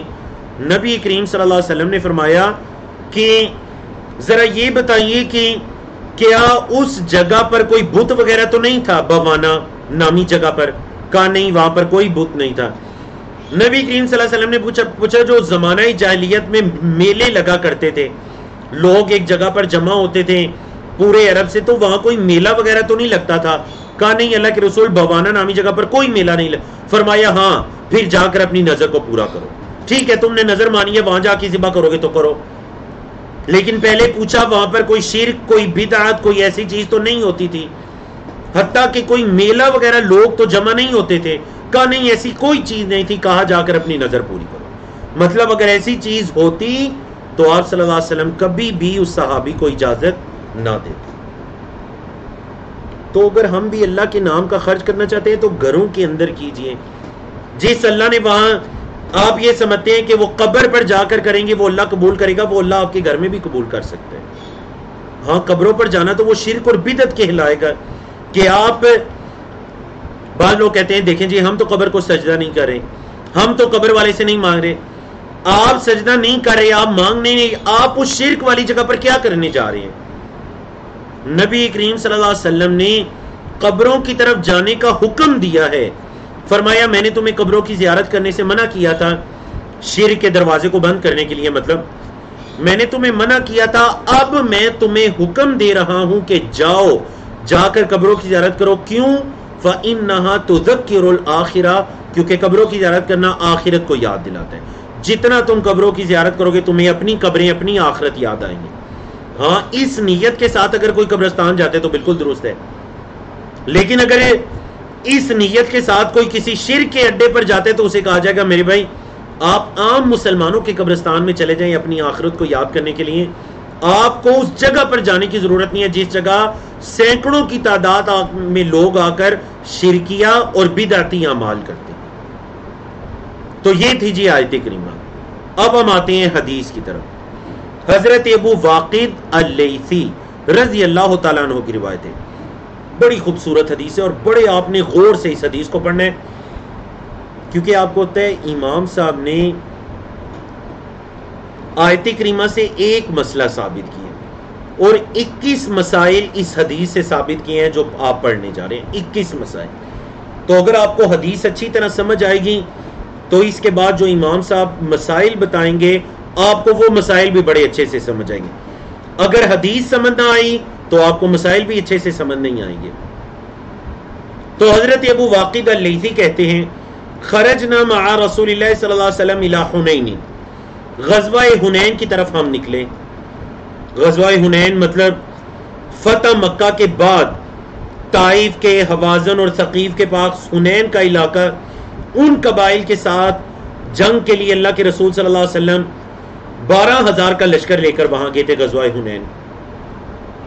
کہتے ہیں وَنَحْنُ حُدَثَاءُ عَهْدٍ بِكُفْرٍ، ہم ابھی کفر کے زمانے سے نئے نکلے تھے، مطلب ہم نے ابھی نیا اسلام قبول کیا تھا۔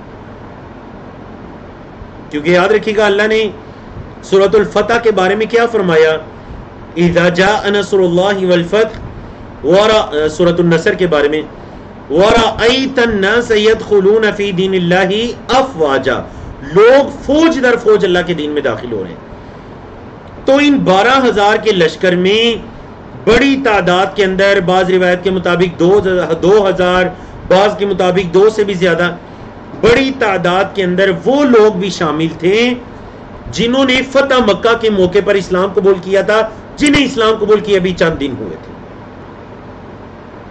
اب کیا ہوا جب وہ جا رہے تھے حنین کی طرف، وَلِلْمُشْرِكِينَ سِدْرَةٌ، مشرکین کے لیے ایک بیری کا درخت تھا، یعکفون عندہا، وہ وہاں آ کر بیٹھا کرتے تھے۔ عاکف یعکفو اعتکاف سے ہے، اعتکاف کا مطلب ہے مسجد کو لازم پکڑ لینا، تو وہ اس درخت کو لازم پکڑ لیتے، مطلب اس کے پاس آ کر کافی دیر بیٹھا کرتے تھے، رکا کرتے تھے۔ کیا کرتے تھے؟ ینوتون بہا اسلحتہم، وہ اپنے اسلحے کو، اپنی تلواریں، اپنے زرے، اپنے تیر وغیرہ کو اس درخت کے ساتھ لٹکایا کرتے تھے۔ یقال لہا، اس درخت کو کہا جاتا تھا ذات انواد، اس درخت کا کیا نام تھا؟ ذات انواد، کیونکہ ینوتون کا مطلب ہے یعلقون، لٹکانا۔ ینوتون کا مطلب کیا ہے کہ وہ لٹکاتے تھے، تو لٹکانے مطلب جس کے ساتھ چیزوں کو لٹکایا جاتا ہے اس درخت کا نام پڑ گیا انواد۔ تو ذات انواتن مطلب وہ درخت جس کے ساتھ مختلف چیزوں کو لٹکایا جا رہا ہے، وہ درخت جس کے ساتھ مختلف چیزوں کو لٹکایا جا رہا ہے۔ فقال لهم، فقال، اب کیا ہوا؟ حضرت ابو واقد کہتے ہیں فمررنا بسدرۃ، ہم بیری کے ایک درخت کے پاس سے گزرے، فقلنا، تو ہم نے کہا یا رسول اللہ، اللہ کے رسول، اجعل لنا ذات انوات، ہمارے لیے بھی کوئی ذاتی انوات بنا دیجئے، کما لہم ذات انوات، جیسا کہ ان کے لیے ذاتی انوات ہے، مطلب مشرکین کے لیے، جیسا مشرکین کا درخت ہے ذات انوات، وہ اس کے پاس اس کے اوپر اسلحہ وغیرہ لٹکاتے ہیں، تو آپ کوئی ہمارے لیے بھی اسلحے وغیرہ لٹکانے کے لیے کوئی درخت بنا دیجئے ذات انوات۔ فقال رسول اللہ صلی اللہ علیہ وسلم، تو اللہ کے رسول صلی اللہ علیہ وسلم نے فرمایا اللہ اکبر، اللہ بہت بڑا ہے۔ کیا فرمایا؟ بولیں اللہ اکبر، اللہ بہت بڑا ہے۔ یہ آپ صلی اللہ علیہ وسلم نے یہ بات تعجب سے کہی، اللہ اکبر. پھر فرمایا انہا السنن، سنت ان کی جمع سنن، بے شک یہ تو طریقے ہیں، یہ تو طریقے ہیں. قلتم، تم نے کہا ہے، والذی نفسی بیدی، اس ذات کی قسم جس کے ہاتھ میں میری جان ہے، یعنی اس اللہ کی قسم جس کے ہاتھ میں میری جان ہے، اس کی قسم. تم نے کہا ہے کما قالت بنو اسرائیل، جیسے کہ بنو اسرائیل نے کہا تھا لی موسیٰ، موسیٰ علیہ السلام سے. تم نے تو ویسے ہی کہا ہے جیسے کہ بنی اسرائیل نے موسیٰ علیہ السلام سے کہا تھا. کیا کہا تھا؟ اجعل لنا الہن، بنا دیجئے ہمارے لیے کوئی معبود، کما لہم آلہہ، جیسے کہ ان کا معبود ہے. قال، تو حضرت موسیٰ نے فرمایا تھا انکم قوم تجہلون، بے شک تم جاہل قوم. تو نبی کریم صلی اللہ علیہ وسلم نے صحابہ سے کیا فرمایا کہ تم نے بالکل ویسی بات کہی ہے جیسا کہ حضرت موسیٰ کے ساتھیوں نے ان سے کہا تھا، بنی اسرائیل نے حضرت موسیٰ سے کہا تھا. واقعی یہ پیش آیا تھا کہ اللہ رب العزت نے جب بنی اسرائیل کو فرعون کے ظلم سے نجات عطا کی، سمندر پار ہو گئے، اب جب وہ سفر کر رہے ہیں تو ایک قوم کے پاس سے گزرے کہ وہ ایک بچڑے کی عبادت کر رہے تھے، غیر اللہ کی عبادت کریں. تو لوگوں نے حضرت موسیٰ سے کہا کہ دیکھیں یہ سارے ان کا معبود ان کو دکھائی دے رہے ہیں ان کے سامنے، تو ہمارا بھی کوئی ایسا معبود بنا دیجئے جیسے ان کا معبود ہے. تو حضرت موسیٰ نے کہا انکم قوم تجہلون، تم جاہل قوم ہو. یعنی اللہ کی اتنی نشانیوں کو اپنی آنکھوں کے سامنے دیکھنے کے باوجود تمہاری آنکھوں کے سامنے سمندر 2 ٹکڑوں میں تقسیم ہوا، تم نے پار کر لیا، فرعون اپنے لاؤ لشکر کے ساتھ غرق ہو گیا، اتنی چیزیں دیکھنے کے بعد بھی تم ایسی بات کر رہے ہو، تم تو قوم ہی جاہل ہو. پھر فرمایا لَتَرْكَبُنَّ، ان قریب تم ضرور سوار ہوگے، سنن من کان قبلکم، جو تم سے پہلے لوگ گزرے ہیں تم ضرور ان کے طریقوں پر چلو گے، تم ضرور ان کے طریقوں پر چلو گے. رواہ الترمذی و صححہ، اس کو امام ترمذی نے روایت کو، امام ترمذی نے اس کو صحیح کہا. اللہ. تو اب ہم آتے ہیں جی اس چیپٹر کے مسائل کی طرف کہ اس چیپٹر سے کون کون سے مسائل ثابت ہو رہے ہیں، اور آپ نے بڑے غور سے دیکھنا ہے. فیہ مسائل، اس کے اندر کچھ مسائل ہیں. الاولی، سب سے پہلا مسئلہ تفسیر آیت النجم، آیت النجم کی جو سورۃ النجم کی جو آپ نے آیت پڑھی ہے، افرائیتم اللات والعزی ومناۃ الثالثۃ الاخری، تو اس کی تفسیر اور ان آیات کی تفسیر کر دی گئی. الثانیہ، دوسرا مسئلہ معرفت سورۃ الامر التي طلبوا، اس سورت کو پہچانیے جو صحابہ کرام نے نبی کریم صلی اللہ علیہ وسلم سے طلب کی تھی. مطلب کیا صحابہ کرام نے یہ کہا تھا کہ اللہ کے رسول ہم اس درخت کی عبادت کریں گے؟ نہیں، اس درخت کی عبادت کرنے کا تو نہیں کہا تھا، صرف یہ کہا تھا کہ اللہ کے رسول کوئی ایسا درخت ہمارے لیے بنا دیجئے جس پر ہم بھی اپنے اسلحے کو لٹکا کر اس کے قریب بیٹھے.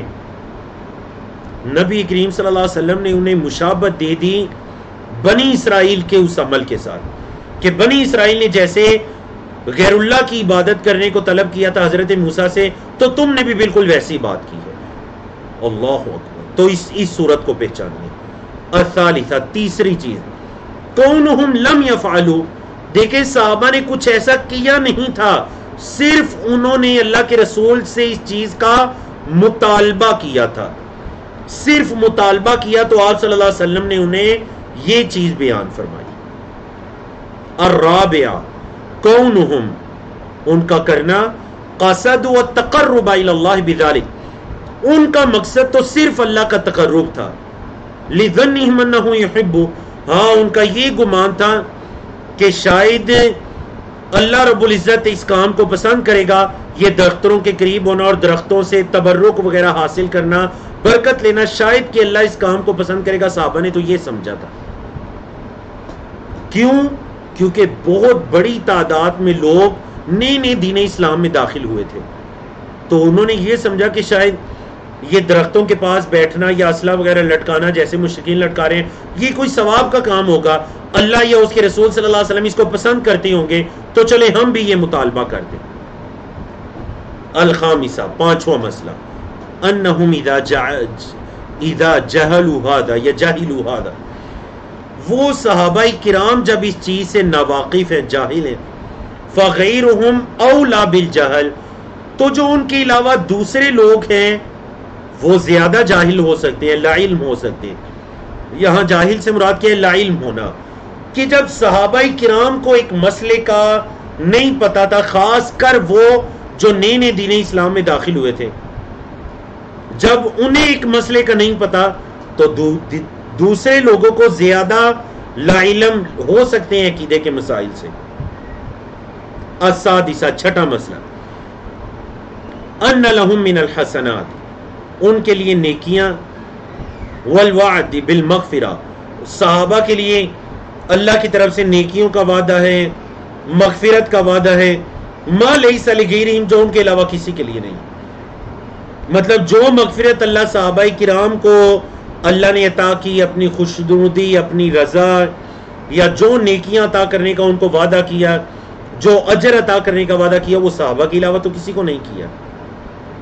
السابعہ ساتواں مسئلہ ان نبی صلی اللہ علیہ وسلم لم یعذرہم الامر بل رد علیہم بقولہ اللہ اکبر، نبی کریم صلی اللہ علیہ وسلم نے انہیں یہ نہیں کہا کہ تم تو ابھی نئے نئے اسلام میں داخل ہوئے ہو تو تمہیں اس مسئلے کا نہیں پتا، میں تمہیں یہ سکھا دیتا ہوں، بلکہ آپ صلی اللہ علیہ وسلم نے یہ الفاظ کہہ کر ان کا رد کیا کہ تم ضرور اپنے سے پہلی قوموں کے طریقوں پر چلو گے، جو کام یہود و نصارہ میں پائے جاتے تھے ضرور تم بھی ان کے راستے پر چلو گے، کہ وہ ایسے درختوں سے اور پتھروں سے اور ان چیزوں سے برکت لیا کرتے تھے، تو میری امت کے کچھ افراد بھی اٹھ کر ان چیزوں سے برکت لینے یا پھر ان کو بابرکت سمجھنا شروع ہو جائیں۔ الثامنہ آٹھواں مسئلہ الامر الکبیر، اور یہ بہت بڑا مسئلہ ہے، وہو المقصود، اور یہ مسئلہ مقصود ہے، کیا انہو اخبر ان طلبہم کا طلب بنی اسرائیل، ان کا یہ طلب کرنا بنی اسرائیل کے طلب کرنے کی طرح ہے، لما قالوا لموسیٰ، جب بنی اسرائیل نے موسیٰ علیہ السلام سے یہ کہا تھا اجعل لنا الہا، مطلب صحابہ کا یہ طلب کرنا بالکل بنی اسرائیل کے اس طلب کرنے کی طرح ہے، کیونکہ اللہ کے رسول صلی اللہ علیہ وسلم نے فرمایا تم نے تو ویسے ہی کہا ہے جیسے حضرت موسیٰ کے ساتھیوں نے بنی اسرائیل نے حضرت موسیٰ سے کہا تھا۔ اللہ اکبر۔ التاسعہ نوواں مسئلہ ان نفی ھذا من معنی لا الہ الا اللہ، لا الہ الا اللہ کے معنی میں سے ہے کہ اس چیز کی نفی کی جائے کہ درختوں کے اندر، پتھروں کے اندر کوئی برکت نہیں ہے، لا الہ الا اللہ کے معنی میں سے ہے، کیونکہ آپ لا الہ الا اللہ پڑھ کر آپ نے یہ اقرار کیا کہ اللہ کے علاوہ کوئی حقیقی معبود نہیں ہے، کوئی عبادت کے لائق نہیں ہے، تو پھر آپ اللہ کو چھوڑ کر کیسے کسی درخت کو یا ان چیزوں کو برکت والا سمجھ سکتے ہیں؟ ہاں برکت ان چیزوں میں ہے جن میں اللہ نے رکھی ہے، اللہ کی کتاب میں برکت ہے۔ وَكَذَلِكَ آیت کریمہ کیسے انزلنا الیک کتابا مبارکن، یہ کتاب ہے جو بابرکت ہے، یہ کتاب ہے جو بابرکت ہے، قرآن مجید میں برکت ہے۔ اللہ نے جن چیزوں میں برکت رکھی ہے ان کے پڑھنے کا، ان پر عمل کرنے کا ہمیں کوئی احساس نہیں ہے، اور ہم برکتیں تلاش کرنے کے لیے ان چیزوں کے پیچھے پھر رہے ہیں جن چیزوں کی شریعت میں کوئی اصل نہیں ہے۔ العاشرہ دسواں مسئلہ انہ حلف علی الفتیہ وہو لا یحلف الا لمصلحہ، نبی کریم صلی اللہ علیہ وسلم نے قسم اٹھائی والذی نفسی بیدی، اس اللہ کی قسم جس کے ہاتھ میں میری جان ہے۔ تو آپ صلی اللہ علیہ وسلم کسی مصلحت کے لیے قسم اٹھاتے، مطلب کوئی شدید ضرورت ہوتی تو آپ صلی اللہ علیہ وسلم قسم اٹھاتے، تو کسی ایسی شدید ضرورت کے لیے قسم اٹھانا جائز ہے۔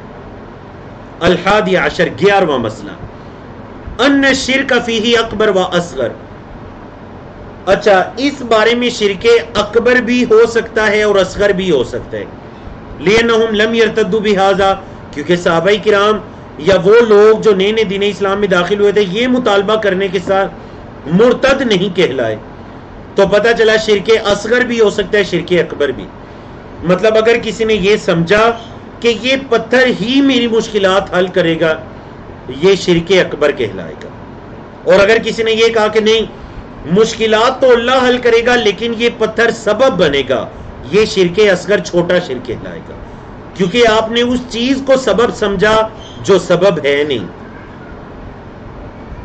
الثانیۃ عشر 12واں مسئلہ، قولہم ان کا یہ کہنا، وَنَحْنُ حُدَثَاءُ عَهْدٍ بِكُفْرٍ ہم نے ابھی کفر کو چھوڑا تھا، اسلام قبول کیا تھا، فیہ اس کے اندر یہ ہے کہ ان غیرہم لا یجہل بہذا کہ جو دوسرے لوگ ہیں وہ ان کو لا علم نہیں کہا جائے گا، ان کو اس مسئلے سے لا علم نہیں کہا جائے گا، کیونکہ وہ صحابہ کرام بھی ابھی نئے دین اسلام میں داخل ہوئے تھے۔ الثالث عشر 13واں مسئلہ، التکبیر عند التعجب تعجب کے وقت اللہ اکبر کہنا، اللہ اکبر۔ علماء کرام نے شرح میں کہا اس حدیث کی، یعنی آپ صلی اللہ علیہ وسلم نے ایسی بات سن کر تکبیر کیوں کہی اللہ اکبر، تو اس کا مطلب تھا اللہ اکبر، اللہ رب العزت بہت بڑا ہے ہر ایسی چیز سے جو تم اللہ کی طرف منسوب کر رہے ہو، اللہ رب العزت اس سے بہت بڑا ہے، اللہ رب العزت ہر ایسی چیز سے بہت بڑا ہے جو تم اللہ کی طرف منسوب کر رہے ہو۔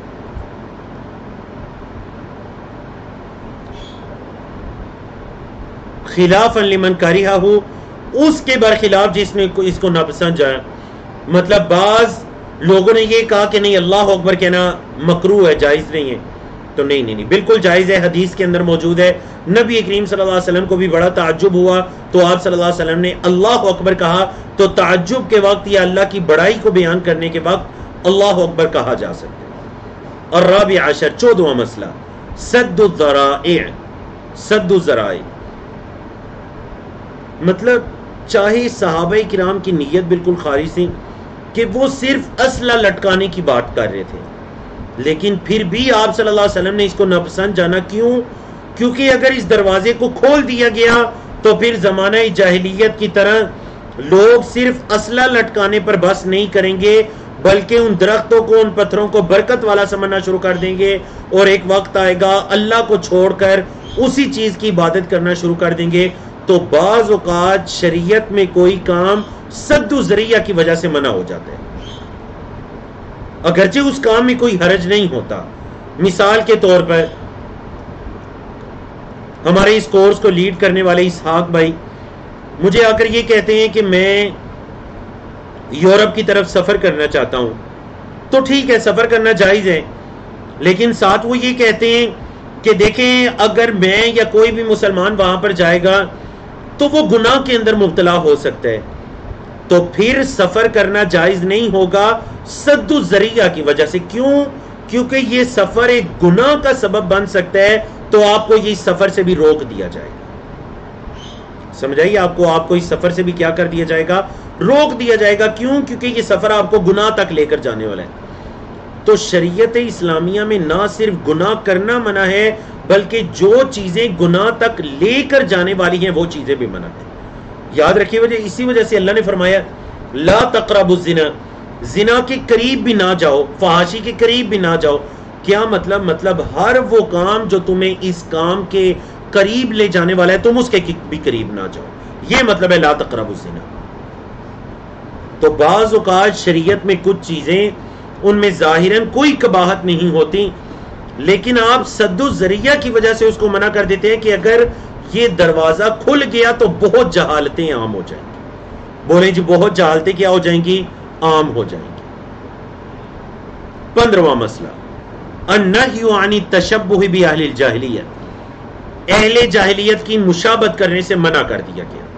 بولے اہل جاہلیت، نبی کریم صلی اللہ علیہ وسلم نے فرمایا کیونکہ وہ مشرکین کیا کرتے تھے تو تم نے ایسے نہیں کرنا۔ السادس عشر 16واں مسئلہ، الغضب عند التعلیم، بعض اوقات تعلیم دیتے ہوئے غصہ کر لینا چاہیے، اس میں کوئی حرج والی بات نہیں، کیونکہ نبی کریم صلی اللہ علیہ وسلم نے اللہ اکبر کہہ کر اپنے صحابہ کو یہ تنبیہ کی کہ تم نے بالکل ویسے ہی کہا ہے جیسے حضرت موسیٰ کے ساتھیوں نے بنی اسرائیل نے حضرت موسیٰ سے کہا۔ السابع عشر 17واں مسئلہ، القاعدۃ الکلیہ لقولہ، ایک کلی قاعدہ بیان فرما دیا، ایک بیسک بتا دی کہ میری امت کے کچھ لوگ بھی اٹھ کر انہا السنن، پہلی امتوں کے طریقوں پر چلیں گے. یعنی صرف یہ شرک سے تعلق رکھنے والا طریقہ نہیں بلکہ اوورآل زندگی گزارنے میں یہود و نصارہ کو فالو کرنے کی کوشش کریں گے. اور آج آپ دیکھ لیجئے اکثر مسلمان کن کاموں میں پڑے ہوئے ہیں. الثامن عشر 18واں مسئلہ ان هذا علم من اعلام النبوہ یا علم من اعلام النبوہ. علم علامت کے معنی میں نبی کریم صلی اللہ علیہ وسلم کی نبوت کی نشانیوں میں سے ایک نشانی تھی. نبوت کی نشانیوں میں سے ایک نشانی تھی لِكَوْنِهِ وَقَعَ كَمَا أَخْبَرَ, ویسا ہی ہوا جیسا کہ نبی کریم صلی اللہ علیہ وسلم نے فرمایا تھا کہ واقعتاً آپ صلی اللہ علیہ وسلم کی امت کے کچھ لوگ اٹھ کر یہود و نصارہ کے طریقوں پر چلنا شروع ہو گئے. التاسع عشر 19واں مسئلہ انما ذم اللہ یہود و نصارہ فی القرآن انہ لنا. اللہ رب العزت نے قرآن مجید میں یہود و نصارہ کی جو مذمت بیان کی ہے, یاد رکھیے گا وہ مذمت ہمارے لیے بھی ہے. ہم میں سے کوئی اٹھ کر یہ نہیں کہے گا کہ جی وہ قرآن کی یہ آیات تو یہود کے لیے ہیں, یہ آیات نصارہ کے لیے ہیں, یہ آیات مشرکین مکہ کے لیے ہیں, یہ آیات یہود کے لیے ہیں, بلکہ ہر وہ کام, ہر وہ برائی جس پر ان کی مذمت بیان کی گئی ہے وہ ہمارے لیے بھی مذمت ہے, قابل مذمت ہے. العشرون 20واں مسئلہ. 20ویں مسئلے کو پہلے سمجھ لیجئے. قبر کے 3 سوال ہیں. من ربک کا, تیرا رب کون ہے؟ ما دینک کا, تیرا دین کیا ہے؟ من نبیک کا, تیرے نبی کریم صلی اللہ علیہ وسلم کون ہے؟ قبر کے یہ 3 سوال دین اسلام کے بیسک رولز ہیں. اللہ کی پہچان, اللہ کی معرفت کو حاصل کرنا, اللہ کے دین کی معرفت کو حاصل کرنا, نبی کریم صلی اللہ علیہ وسلم کی معرفت کو حاصل کرنا, یہ دین کی اساسیات اور دین کی اصولوں میں سے ہے. اس حدیث کے ذریعے ہمیں یہ اصول بھی پتہ چلتے ہیں. مطلب کوئی درخت الہ نہیں ہو سکتا, کوئی پتھر برکت والا نہیں ہو سکتا. ہاں, الہ وہ ہے جو اللہ رب العالمین ہے, وہ ذات ہے جو معبود ہے, اس کی عبادت کی جائے گی. تو اس حدیث سے پتہ چلا من ربو کا, تیرا رب کون ہے. نمبر 2 ما دینو کا, تو ہمارا دین وہ نہیں ہے جو یہود و نصارہ کرتے ہیں, جو مشرکین مکہ کیا کرتے تھے, بلکہ ہمارا دین وہ ہے جو ہمیں اللہ نے سکھایا قرآن مجید میں یا نبی کریم صلی اللہ علیہ وسلم نے اپنی حدیث میں سکھایا. ہمارا دین تو وہ ہے. اور من نبیو کا, تیرے نبی کون ہے صلی اللہ علیہ وسلم. تو نبی کریم صلی اللہ علیہ وسلم صحابہ کرام کو منع کر رہے ہیں. صحابہ کرام باز آ جاتے ہیں, رک جاتے ہیں. مطلب یہ کہ اس سے نبی کریم صلی اللہ علیہ وسلم کی اس میں پہچان ہے. تو پتہ چلا اس حدیث کے اندر ان تینوں بیسکس کا بھی ثبوت ہمیں مل رہا ہے. اب ترجمہ سنیے. انہو متقرر عندہم, ان کے وہاں یہ چیز مقرر تھی. ان العبادات کی جو عبادات ہیں مبناها علی الامر, ان کی بنیاد حکم پر ہے.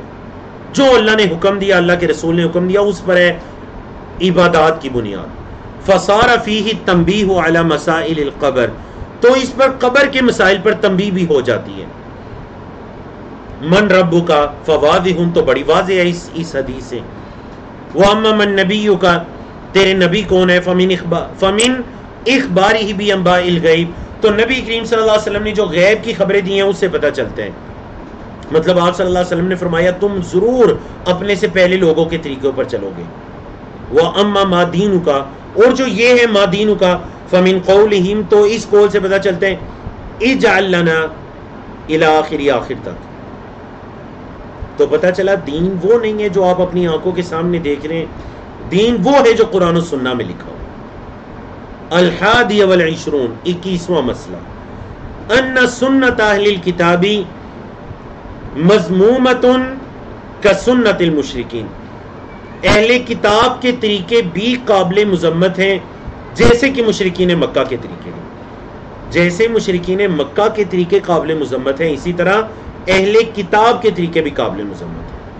الثانی والعشرون 22واں مسئلہ ان المنتقل من الباطل, جو بندہ باطل سے منتقل ہوا ہے, الذي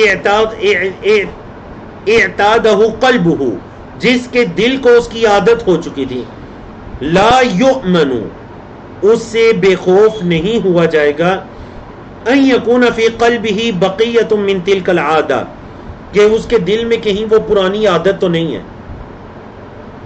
جو بندہ ابھی نیا نیا کفر کو چھوڑ کر اسلام کی طرف منتقل ہوا ہے، اس بندے پر بے خوف نہیں ہوا جائے گا کہ جی اب اسلام قبول کر لیا تو اب خیر ہے، بلکہ یہ ڈر رکھا جائے گا کہ کہیں کفر کے زمانے میں جو اس کی عادات تھی کہیں وہ دوبارہ سے واپس نہ آ جائے. اور یہ کہاں سے پتا چلا؟ اس حدیث کے اندر یہ جو الفاظ تھے نا، وَنَحْنُ حُدَثَاءُ عَهْدٍ بِكُفْرٍ، ہم ابھی کفر سے نئے نئے نکلے تھے. ان الفاظ سے یہ پتا چلا کہ بعض اوقات جو نیا نیا دین اسلام میں داخل ہوتے ہیں اس کے اعمال کو اچھی طرح اہل اسلام کو دیکھنا چاہیے، کہیں اس کے اعمال کے اندر دوبارہ سے کوئی کفری عمل تو نہیں آ گیا. تو الحمدللہ رب العالمین کہ اللہ رب العزت کی توفیق سے ہم نے اپنے آج کے دونوں ابواب الباب الثامن اور الباب التاسع کو اپنے مقرر وقت 1 گھنٹہ 15 منٹ کے اندر الحمدللہ مکمل کیا. اسی پر اکتفا کرتے ہیں. اقول قولی ھذا استغفر اللہ لی ولکم ولسائر المسلمین من کل ذنب وصلی اللہ تعالی علی نبینا محمد وعلی آلہ وصحبہ اجمعین.